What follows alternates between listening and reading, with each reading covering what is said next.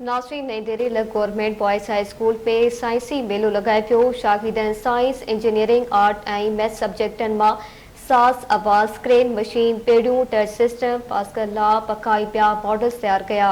वधीक तफ़सील लाइ पेश आहे सलीम रज़ा सोलंकी जी हीअ रिपोर्ट।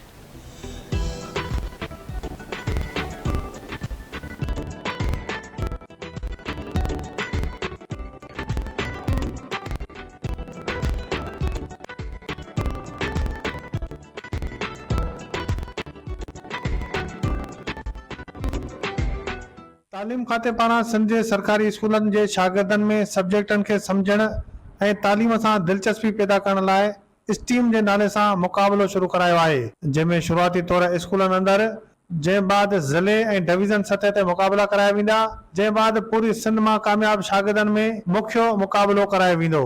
उन सिलसिले में धरती टीवी सां ॻाल्हाईंदे स्कूल जे हेडमास्टर एजाज़ अली भट्टी, फोकल पर्सन मुनसिफ अली शर ऐं शागिर्दनि जो चवणो हो त ये बेसिकली जो प्रोग्राम आहे उहो सिंध लेवल ते आहे। यानी जो पहिरियों राउंड जेको आहे उहो स्कूल्स जे अंदरि रखियो वियो आहे, उन खां पोइ सेकेंड डिस्ट्रिक्ट लेवल ते रखियो वियो आहे ऐं पोइ सिंध लेवल ते रखियो वियो आहे। 5 सब्जेक्ट्स जो निचूर आहे जेको डिस्ट्रिक्ट गवर्नमेंट जेको आहे हिन प्रोग्राम खे रखियो आहे। जो government boys high school care participate कयो आहे, उनजे लाइ तव्हां ॾिसी सघिया आहिनि, ॾिठा आहिनि त ॿारनि मॉडल्स ठाहिया आहिनि। अहिड़ा प्रोग्राम्स जेके आहिनि उहे स्कूल्स में थियणु घुरिजनि, छो त इन्हनि प्रोग्राम्स जे थियण सां ॿारनि जो जेको हिडन टैलेंट आहे उहो ॿाहिरि अचे थो। पंहिंजे गवर्नमेंट सेक्टर्स में जेके टीचर्स आहिनि, जेके स्टूडेंट्स आहिनि, उहे दिलि सां पंहिंजी महिनत करे रहिया आहिनि ऐं बाक़ाइदे असांजे स्कूल जे अंदरि टीचर्स ऐं स्टूडेंट्स जे कोऑपरेशन सां पढ़ाई जो माहौल डे बाय डे इम्प्रूवमेंट थी रहियो आहे। न्यूटन जो टे क़ाइदे मुताबिक़ हली रही आहे। हिन में असां इहो सिखी सघूं था त हर अमल जो हिकु बराबरि रद्द अमल हूंदो आहे, जेको मिक़दार में त बराबरि हूंदो आहे पर तरफ़ मुख़ालिफ़ हूंदो आहे। उन कानून खे अमली तौर ते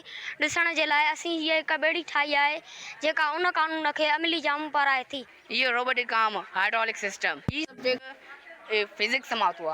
रोबोट खे बि ठाहे सघूं था ईअं पंहिंजे दिमाग़ सां, जेका हाणे ठाहियो इहो पंहिंजे दिमाग़ ठाहियो आहे ऐं असांखे ॼाण वधीक मिले थी इन जे बारे में। असांखे माना किताबनि मां एतिरी ॼाण नथी मिले, जेतिरी असां प्रैक्टिकल कयूं था उन मां असांखे वधीक ॼाण मिले थी ऐं किताबनि वारो असांखे थोरे वक़्त ताईं यादि माना यादि थींदो आहे, पर हीअ असांजी सॼी ज़िंदगीअ भर ताईं यादि हूंदो। ऐं जॾहिं असां अखियुनि जा प्रैक्टिकल वर्क कयूं था त असांखे वधीक मालूमात मिले थी पई। अहिड़ा प्रोग्राम अगरि हर स्कूल गवर्नमेंट जे ख़ासि तौर ते स्कूलनि में अगरि थींदा रहंदा त ॿारनि जे अंदरि सिखण जो हिकिड़ो रुझान पैदा थींदो। जी हिते मौजूदु उस्तादनि ऐं शागिर्दनि जूं ॻाल्हियूं ॿुधियूं। अॼु हिते गवर्नमेंट हाई स्कूल केयर में शागिर्द पुरम ईंदा आहिनि। उन्हनि जो चवणु आहे त हीअ जेके मुक़ाबिला आहिनि इहे जेको आहे त शागिर्दनि में कराया वञनि त जीअं उन्हनि जो कॉन्फिडेंस लेवल जेको आहे त उहो जेको आहे तमामु बहितर थी सघे ऐं अॻिते जेको आहे त वधीक बहितर कमु करे सघनि। कैमरामैन मोहम्मद बख़्श सां गॾु सलीम सोलंकी, धरती टीवी, नओं दरो।